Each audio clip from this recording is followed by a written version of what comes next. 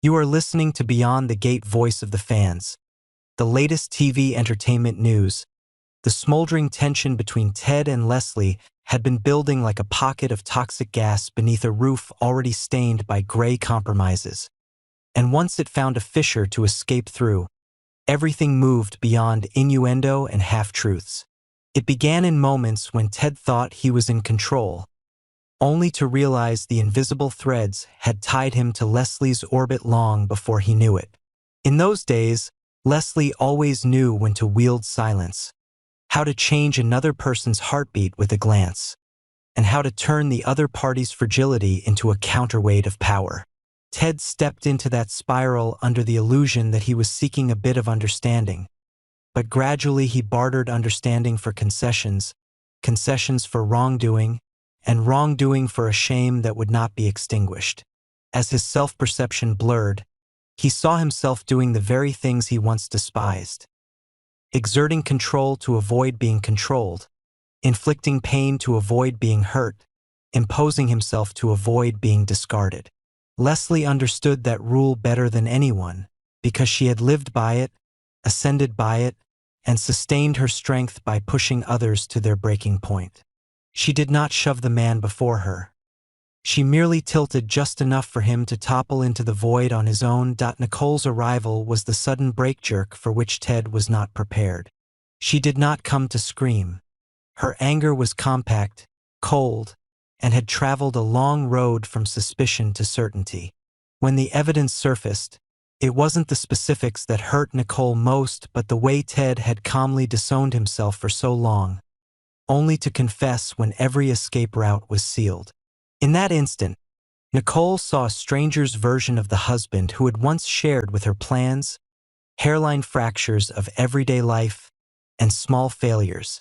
The betrayal did not lie solely in Ted sleeping with Leslie, but in realizing he had allowed someone else to redraw the boundaries of his own inner life. Nicole sat down, coolly sifting through layers of consequence, and understood she could no longer remain passive just to preserve a family portrait that no longer held. She began rethreading the scattered pieces. Travel schedules, murky invoices, contact histories, the times Ted claimed work trips, meetings that stretched for no reason, and the way Leslie invariably hovered near his major decisions. There was no shouting, but every movement of Nicole's hand was as sharp as a blade. When she placed her intention on divorce, it was not merely a legal procedure but a declaration to reclaim a moral compass dulled by other people's power games. Caught between two lines, Ted found himself standing before a mirror reflecting a face in distortion. He asked when lying had become as natural as breathing, when self-justification had turned habitual, and when Leslie's gaze had replaced every final warning.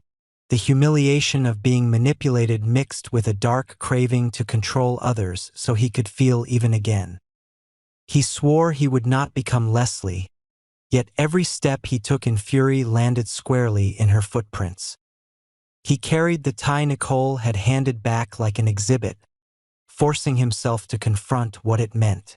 When he stood before Leslie, he said little. The silence was so heavy that a mere tilt of her head or a prolonged breath could turn the room into a scene of unspoken intent. Leslie read his anger as a language she had learned long ago. She did not avoid it. She approached the ledge she herself had drawn. The gestures that pinned hands and asserted dominance were no longer secrets of pleasure or displays of violence. They became emblems of a question Ted was forcing upon himself. How far would he go to feel he had regained power? In that moment, Leslie chose the one method that ensured she would never be the weaker side. She pushed the other person to the brink so that if he did not retreat, he would commit an irreversible mistake. If he did, she would win in another sense. She urged him to cross the line, not because she wished to end anything, but because she knew the widest margin of control appears when the other person loses self-control. She understood the psychology of a man who felt insulted, understood that split second in which he is ready to do the most foolish things simply to prove he is not weak. Yet at the peak of his rage, Ted was blocked by something he had thought he'd lost: revulsion at himself. The room seemed to swallow them, The walls thickened with layers of old silence, and just as everything threatened to tip past the point of no return, a strange weariness swept through him. He loosened his grip, not because Leslie was stronger, but because if he went any further he would have nothing left to protect, not even the fragile remnant of self-respect. He stepped back, looking at the marks he had just left as if they were exhibits a future attorney might present, and admitted he had walked the very edge of a crime. By then, Nicole had set out on her own path. She wasn't relying on luck or betting on anyone's late-blooming remorse. She contacted a legal advisory team, reviewed asset records, checked unusual transfers, and prepared a full procedural roadmap. Financial separation, a request for psychological safety at the residence, and a plan for managing communications should the story leak. She weighed her own reputation, anticipated the counterblows Leslie would launch, and understood that her strongest strike would be consistency. Documents, timestamps, contexts verified, every move with a witness or a digital trace. When she placed the tie into a folder, it stopped being a keepsake and became part of a structure of proof, tethering the story to an undeniable timeline. She did not want to destroy a person simply out of spite. She wanted to dismantle the system of concealment that had allowed that person to repeat his mistake without proportionate consequence. Still, when she signed the first affidavit, a faint tremor ran through her hand. Somewhere hidden remained the memory of a man who had once promised to walk with her through difficult stretches. That feeling was not weakness. It only compelled her to be even more disciplined about the decision she had made. Socially, the story could not be contained forever.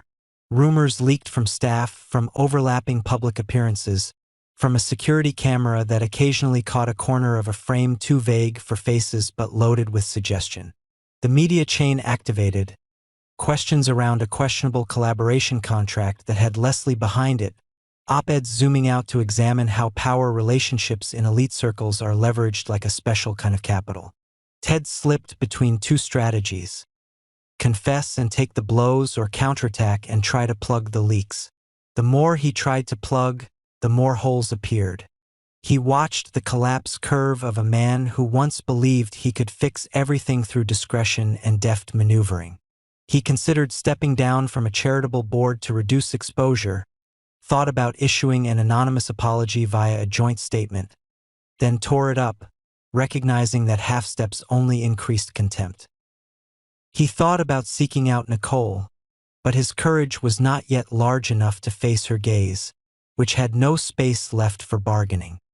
He thought about Leslie, and knew any further meeting would only return him to being a test subject in calculations she had memorized.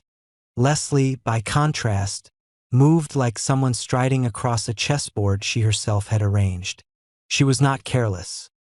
She factored in the risk that Nicole would sue, the risk that Ted might bite back by publicizing ambiguous emails.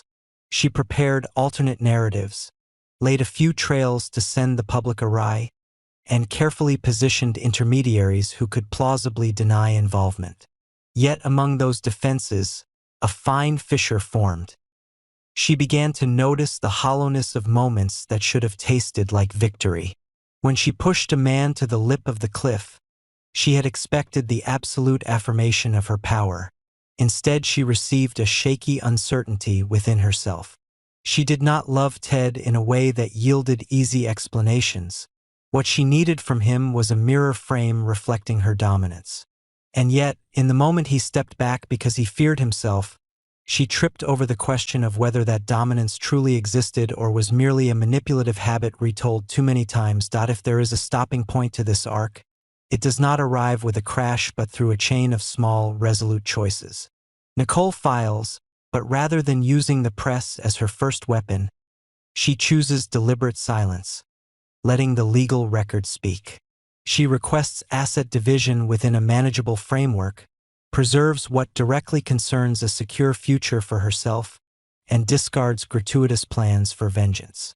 She sends a succinct notice to a few close contacts, preemptively ending speculation with a minimal narrative. The marriage has concluded due to divergent values. Meanwhile, Ted writes a bare-bones self-assessment he does not send, a forced exercise in rereading his life. He lists one by one what he has lost: honesty, respect for others, the capacity to stop before the boundary. He does not expect instantaneous forgiveness. What he wants is a foothold to stand up without leaning on power games. He decides to remove himself from circles close to Leslie, cancels a string of meetings that might lead to repeated mistakes, and voluntarily seeks counseling to name the impulses that had pulled him downward. Leslie watches these movements and anticipates a scenario in which her influence dwindles. Her first reflex is to hurl shreds of ruin into the air, but she stops in time, realizing that total devastation would see her ejected from a larger board. She shifts to a strategy of distance, endures the thirst for control left unsatisfied, and uses time to restructure her network elsewhere. The cost, however, is a dense loneliness when no one remains near enough to conjure the sensation of triumph. She recognizes that power is not the act of pushing others to the edge of despair. Sometimes power is the capacity to look into one's own void without rushing to fill it with a new victim. The story completes a loop but does not end. Nicole moves forward with a strict calm she bestows upon herself as a survival gift. Ted stands at the margin of the noise, trying to rebuild an interior architecture that has collapsed, slowly with discipline, despite the whispers he hears behind his back. Leslie steps into a new layer of quiet where she is forced to confront a question she never let anyone ask. What remains when every object of control departs? In this world, no one escapes consequence. Each person can only choose the type of consequence they are brave enough to bear. The secrets laid bare are not a period but a bold line that forces everyone to decide which side of the boundary they will stand on. And in that place, anger is no longer a fire to burn others, but a lantern shining on each person's shadowed parts, compelling them to see what they have allowed it to consume along the way. Thank you for taking the time to watch my video. All the content I make is just speculation and personal sharing. If you find the video interesting and useful, please support me with a like and leave a comment. If you have better ideas or more interesting speculations, please share them in the comments section for everyone to discuss. I appreciate all your contributions and support. Sincerely, thank you.